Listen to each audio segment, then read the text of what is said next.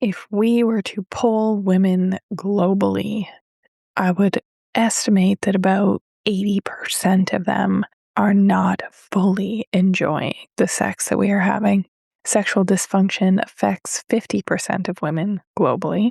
And I think that is an underrepresented statistic. So that is issues with arousal, desire, pain with sex, orgasm. And low desire is something that women blame themselves for. We think that there's something wrong with us. We think low desire is a personality flaw, a hormone failure, issues with us, that like, why can't we just want it? Or if we have the higher desire than our partner, we're also blaming ourselves. Are we not attractive enough? Are we not doing enough? More times than not, women are tracking the wrong data. We are looking at libido through the wrong lens. High functioning women, we're measuring productivity, we're counting steps, our weight, the intense workout classes or boot camps that we do. But the funny thing is, desire, arousal, that erotic aliveness, it doesn't respond to effort. Okay. And those of you that have worked with me, you know this. Those of you that listen to this podcast, you're starting to understand it. Desire responds to safety. It responds to capacity, our receiver capacity, as well as our internal environment. You'll hear often that sex is biopsychosocial. Today, I want to talk about the bio part, the biology part. The labs that I run when a patient tells me, I just don't want sex anymore. I don't care if I ever want it again. I can't get aroused. I'm thinking about 10 different things while we're having sex. I feel numb. Sex just doesn't feel as good as it used to. I'm dry. Sex is painful. I want sex during the day, or when I'm apart from my partner, but when I'm actually with them, it's the last thing that I want. Or I want to want it. I want that deep connection. There is no single lab or set of labs, functional medicine testing, that will capture reasons for mismatched libidos or low arousal or desire issues. Just like burnout, sexual shutdown shows up as a pattern for me. So if we're tracking the right data, we're getting the right information, and then we can make the correct shifts. So we don't just lose desire, or we don't get so old to not want sex anymore. I just feel like there's this acceptance for women, especially since the Women's Health Initiative study. When we stopped giving hormones, women were fearful of hormones. So the boomers really got screwed with this study because they've not had hormones for decades, and they have had to struggle with mood issues, genitourinary issues like peeing themselves. Sex is too painful for them to have. So hormones do play a role, and I want to talk about that today. But we don't just get old and have to accept it. And I feel like that was one of the biggest failures of medicine since 2002. I want you to get something clear here. So we don't just lose desire or that eros, that erotic aliveness, because that's why I wrote The Pink Canary. Whereas our desire loss, that loss of pleasure, that anhedonia, not being as happy as we used to be, it's a warning sign of other health, other relational, other biopsychosocial issues, because our body is smart and it reallocates resources when our system isn't safe, it is under-resourced, like we don't have enough nutrients. Our bodies will always, always, always, always prioritize survival over reproduction. So for me, clinically, and I have been doing this clinically since 2014, I've seen thousands of patients clinically, and I want to share with you a part of my process. If you are in Ontario, we can work together. If you are not, you can find a practitioner that will run these labs for you. Today, we're going to answer the question, is this a hormone deficiency or stress-induced shutdown? And maybe if it's not, it's power dynamics perpetuated by super traits. And that is what I talk about mostly, but I haven't talked about this in a while, so I want to go back and make sure that you understand the labs that you should be having run. I'm Dr. Jordan Wiggins, naturopathic doctor, author, coercive control clinician, and dominatrix trained pleasure strategist. If you are listening, you've likely been the anchor, the fixer, the emotional glue, and these aren't flaws, these are super traits. They're qualities that make you capable, reliable, successful. But when those traits turn into survival, you start overgiving in relationships, careers, your health becomes affected. We start to feel burnt out, disconnected. Maybe we start to tell ourselves, maybe I'm meant to be alone, or maybe it's me. But the thing is, we need to look at our issues through the super trait lens. As a naturopathic doctor, I work with women and really smart men who want optimal health and longevity. They want to keep performing at their level of super traits. And as a pleasure strategist and coach, I'm helping to treat what the labs can't measure. Our nervous system load, relational safety, the cost of having super traits and long-term self-abandonment, people-pleasing. And I teach women who are high achievers how to become receivers.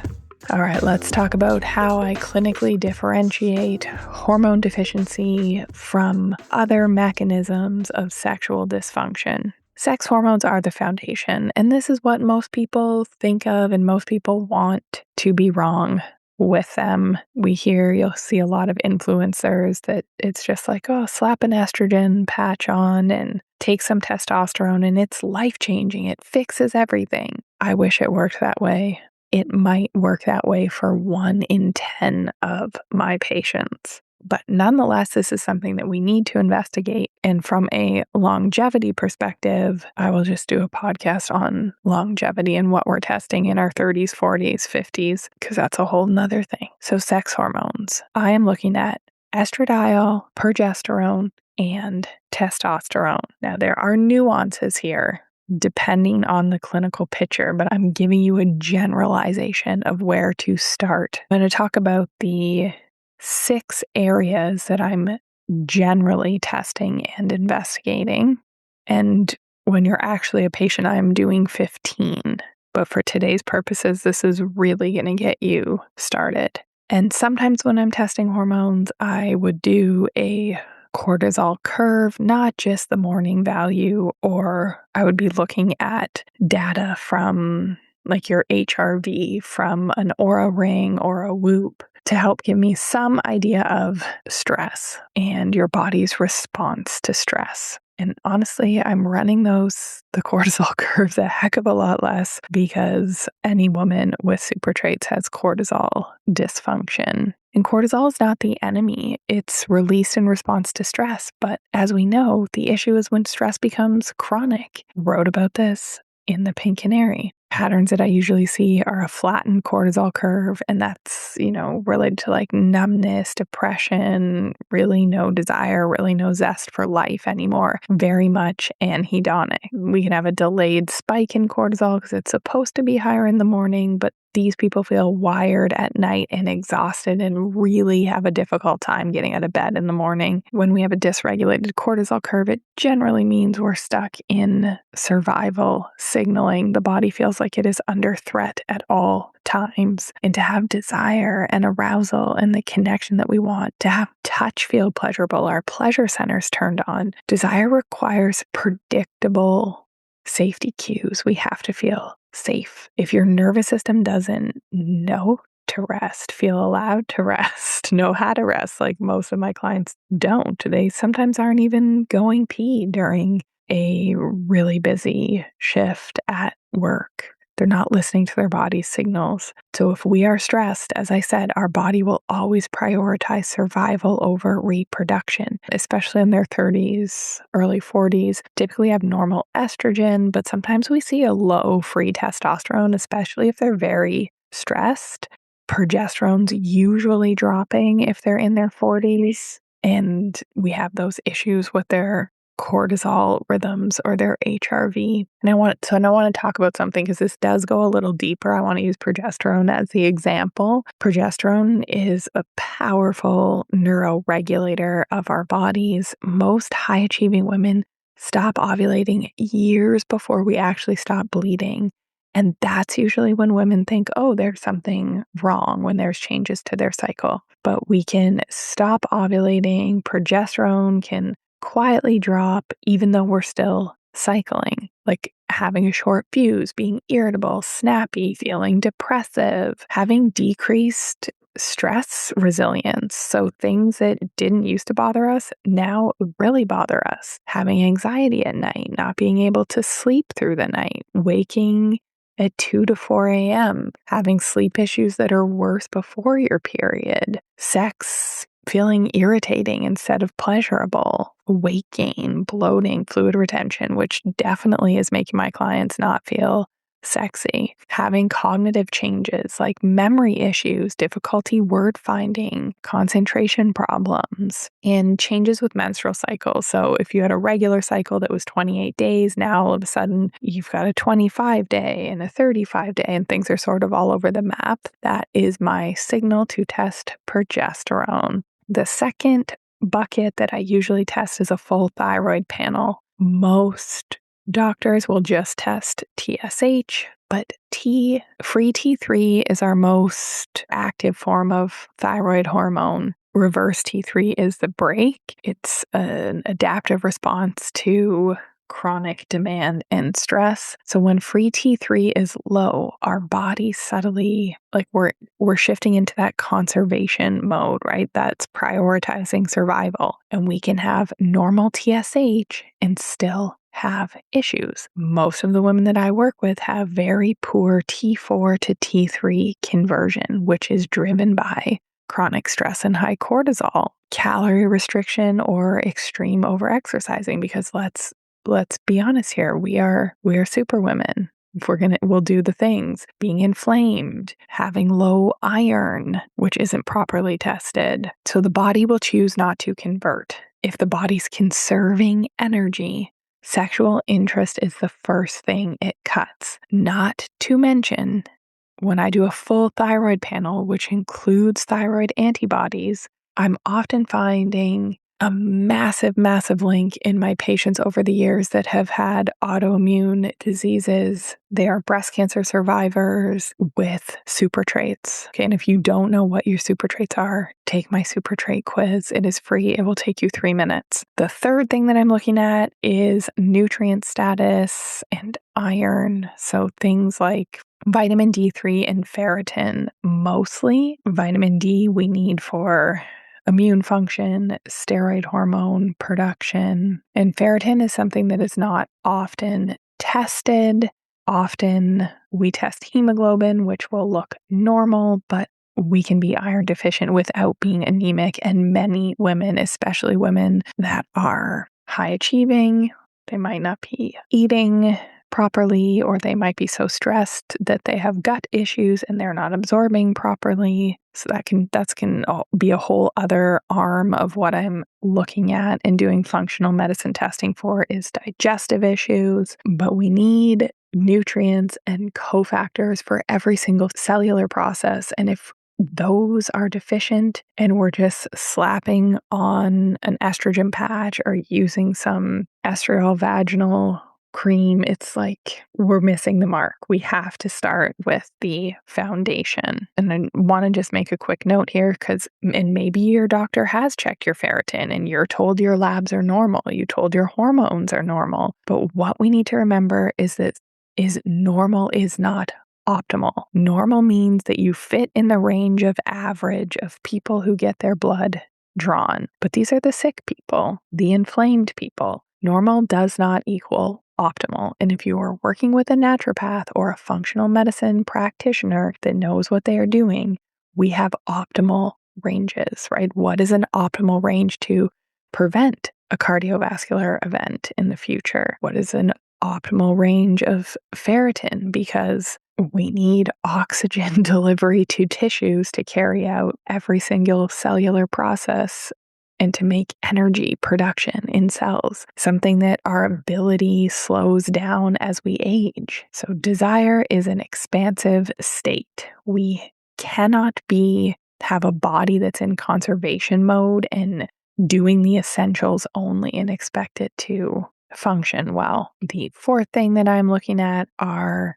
inflammation and metabolic stress markers, mainly HSCRP, fasting glucose, and insulin, as well as hemoglobin A1C. And usually A1C is tested standalone with standard panels. And if we think that there are insulin resistance issues, we can actually test and see things way before like a diabetes diagnosis or pre-diabetes diagnosis would ever happen. You will not feel desire in a body that is inflamed and managing metabolic chaos. Okay, this is often where I see the chronic emotional labor, the resentment show up quietly, show up biologically. If there are things that you cannot say, boundaries you cannot set, it lands in your body. Your body speaks, whether you are choosing to listen or not. That energy lands somewhere. I had a new patient, I can already tell, brilliant, empathetic, forgiving, loyal, hardworking, like ticks all the super trait boxes. I could tell by talking to her before she even took the super trait quiz. And she just found out that her husband had had an affair. She mentioned, we're not going to tell our kids, they're adults. We're not going to tell the kids. We're not going to tell family and friends. And so she was doing, and this was fresh, she needs time for it to land, but she was doing all of this emotional labor and emotional over functioning where, she's doing all of that to protect him. And that's what we're taught, right? To shield them, protect their ego, don't make them feel bad, walk on eggshells while our body quietly absorbs the fallout. And how do you heal trauma? You heal trauma by being witnessed, by being validated. And she's cutting off her ability to do so because we need truth, we need accountability and validation for those things to heal. So anyways, my point being, decisions like that register in the body. If 1 year later, she ended up with an autoimmune thyroid issue because she hadn't processed, and I do believe that this exact woman will process and will heal, but if she came with a thyroid problem later, like thyroid and lung often show a lot of grief, unprocessed grief, and I wouldn't be surprised, okay? So we might think we're taking the high road or protecting somebody, but your labs won't lie. It absorbs in your body. The fifth thing is sleep architecture. Okay, just sleeping isn't rest. It's deep endocrine repair, DNA repair, and it supports growth hormone, parasympathetic dominance. So that state when our pleasure centers are turned on, it supports tissue and DNA repair, like I said. And REM sleep, we're aiming for about 90 minutes a night. Deep emotional processing, nervous system integration, sexual regulation. So without restorative sleep, libido and desire doesn't stand a chance. And the sixth thing that I'm looking at is super traits. As I mentioned, we cannot look at these systems in isolation. And this is why I started my work in the Pleasure Collective, because after seeing thousands of patients and working on all of this, so thyroid was optimal, nutrients and inflammation, metabolic markers, like everything looked great. So much of their lives improved, but they still had desire and libido issues. That's literally why I started this podcast, why I wrote The Pink Canary and created the Pleasure Collective, because the pattern that I see over and over is women with super traits are emotionally overfunctioning, people-pleasing, perfectionists. They're some of the biggest, kindest-hearted people ever. We would rather hurt ourselves and hurt somebody else. Our nervous systems are constantly in chronic hypervigilance. We're scanning for things that can go wrong, thinking 10 steps ahead. Our progesterone drops. We have cortisol dysfunction. Our thyroid downshifts. We start with thyroid dysfunction, and if that prolongs long enough down the road, 1 in 8 women will have an autoimmune thyroid disease. We're deficient in nutrients. Our sleep is fragmented. And then she's coming to me saying, I don't know what's wrong with me. My doctors said my labs are normal.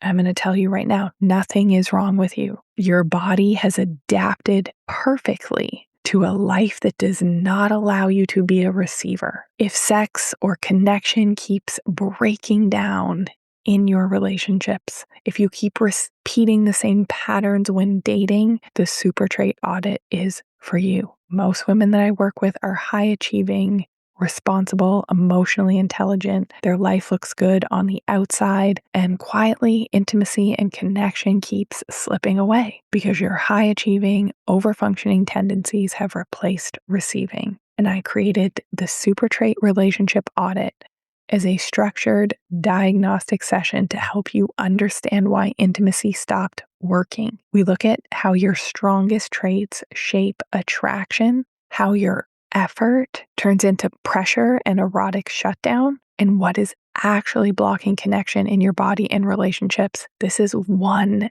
hour of clarity with me. If you have been thinking of working with me, if my words speak to you, this is for you. This is the kind of clarity that is going to stop overthinking, let you see the patterns in your relationship, and let your nervous system finally settle. Your shoulders will relax, your jaw will unclench, and you'll think, I cannot believe I have spent so many years without this information. I know this pattern because I lived it. I tried to fix intimacy with effort. I spent almost $100,000 in personal development, therapy, couples therapy, trying to save my marriage. Intimacy does not respond to performance. It responds to receiving. And if effort has stopped working, this is where you start. You can learn more and book your super trait audit with the link in the show notes. The one takeaway that I want you to have today is that low libido is rarely just a hormone problem. The influencers that are telling you to slap on an estrogen patch or buy their functional medicine tests when they can't even prescribe hormones themselves, pretending that there's some magical fix out there,